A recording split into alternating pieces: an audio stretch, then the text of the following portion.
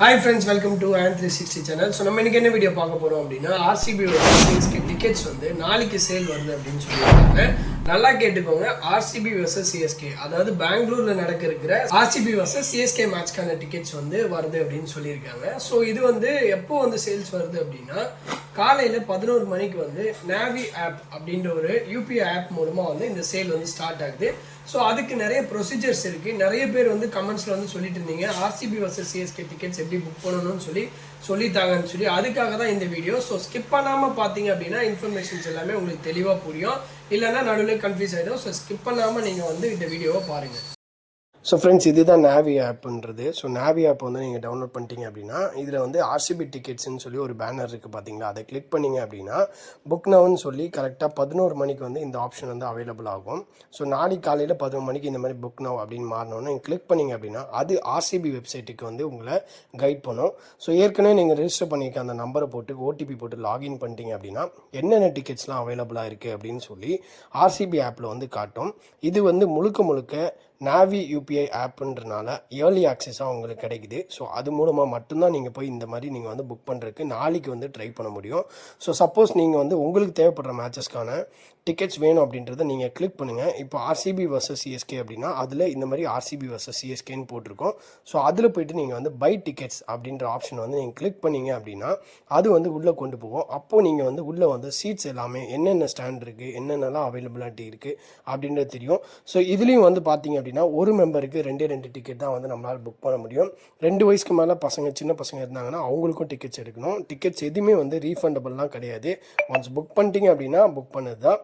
So நீங்கள் உங்களுக்கு தேவைப்படுற ஸ்டாண்டை வந்து நீங்கள் ஈஸியாக வந்து புக் பண்ணிவிட்டு அழகாக வந்து சீட்ஸை வந்து நீங்கள் வந்து கிளிக் பண்ணி எடுத்துக்கலாம். ஸோ சென்னை சூப்பர் கிங்ஸ்க்கு வந்து எப்படி வந்து நம்ம டிக்கெட்ஸ் புக் பண்ணுறோமோ அதே ப்ரொசீஜர் தான். அதே மாதிரி தான் க்யூவும் வந்து இதுக்கும் வந்து பயங்கரமாக இருக்கும். அதே போல் உள்ளே போயிட்டு புக் பண்ணக்கப்புறமா செக் அவுட்டில் வந்து உங்கள் name, last name, mobile number எல்லாமே கேட்கும். அந்த டீட்டெயில்ஸ் எல்லாத்தையுமே எவ்வளோ ஃபாஸ்ட்டாக நீங்கள் வந்து எல்லாத்தையும் ஃபில் பண்ண முடியுமோ அவ்வளோ ஃபாஸ்ட்டாக வந்து நீங்கள் ஃபில் பண்ணிட்டீங்க அப்படின்னா லாஸ்ட்டாக பேனோன்ற ஆப்ஷன் கொடுத்துட்டீங்க அப்படின்னா யூபிஐ வந்து நாவி யூபிஐ அந்த பேமெண்ட் மூலமாக நீங்கள் பே பண்ண முடியும். ஸோ அப்படி நீங்கள் பண்ணிட்டீங்க அப்படின்னா டிக்கெட்ஸ் வந்து புக்கிங் வந்து கன்ஃபார்ம் ஆகிடும். ஸோ அவ்வளோதான் ப்ரொசீஜர். ஸோ ஏதாவது டவுட்ஸ் இருக்குது அப்படின்னா கமெண்ட்ஸில் வந்து கண்டிப்பாக மென்ஷன் பண்ணுங்கள். ஸோ இப்போ RCB vs CSK டிக்கெட்ஸ் வந்து எப்படி புக் பண்ணணும், எந்த ஆப்பில் போய் பண்ணணும், என்ன விதமான ப்ரொசீஜர்ஸ்ன்னு நீங்கள் பார்த்துருப்பீங்க. பட் ஆனால் இப்போ உங்களுக்கு ஒரு கேள்வி வரும், ப்ரோ இதுக்கு வந்து ஸ்பெஷல் லிங்க் இருக்கா எனக்கு தாங்க ப்ரோ அப்படின்னு சொல்லி கேட்பீங்க. பட் ஆனால் இதுக்கெல்லாம் ஸ்பெஷல் லிங்க் நம்மகிட்ட கிடையாது. ஸோ நீங்கள் பண்ண வேண்டிய விஷயம் ஒன்றே ஒன்று தான், நல்ல ஒய்ஃபை வந்து வச்சுக்கோங்க. நல்ல ஒரு 100 MBPS மேலே வந்து வச்சுக்கோங்க.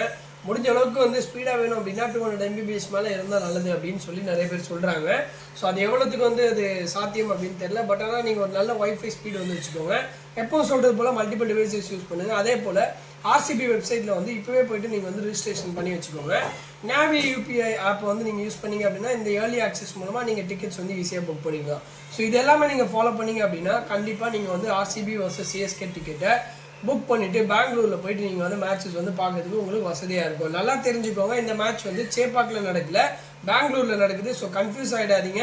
ஸோ சேப்பாக்கில் நடக்கிற மேட்சஸ்க்கான அப்டேட்ஸும் நம்ம தனியாக கொடுத்துட்ருக்கோம். நம்ம சேனலில் புதுசாக பார்க்குறவங்களுக்காக சொல்கிறேன், நம்ம சேனலில் டிக்கெட்டை பற்றி IPL டிக்கெட்ஸ் எப்படி புக் பண்ணுறது, எப்படி ஈஸியாக புக் பண்ணுறது, டிப்ஸ் அண்ட் ட்ரிக்ஸ் அதெல்லாம் வந்து இந்த வீடியோவில் வந்து நான் வந்து தொடர்ந்து போட்டுட்ருக்கேன். ஸோ நம்ம சேனலை சப்ஸ்கிரைப் பண்ணாமல் பார்த்துட்ருக்கோங்க, சப்ஸ்கிரைப் பண்ணிக்கோங்க. அது மட்டும் இல்லாமல் CSK vs SRH மேட்ச் வந்து கூடிய சீக்கிரத்தில் வரப்போகுது. ஸோ அதுக்கான டிக்கெட்ஸ் அப்டேட்டும் வந்து அடுத்தடுத்த வீடியோவில் வரப்போகுது. So stay tune. CSK வந்து RCB உள்ளே வந்து நம்ம சென்னையில் சேப்பாக்கில் வந்து அடிச்சுட்டு போயிருக்காங்க. இப்போ நம்ம அங்கே போய் செய்வோமா செய்ய மாட்டோமான்றதை கமெண்ட்டில் மென்ஷன் பண்ணுங்கள். தேங்க்ஸ் ஃபார் வாட்சிங் the video guys. Thank you so much. Bye bye.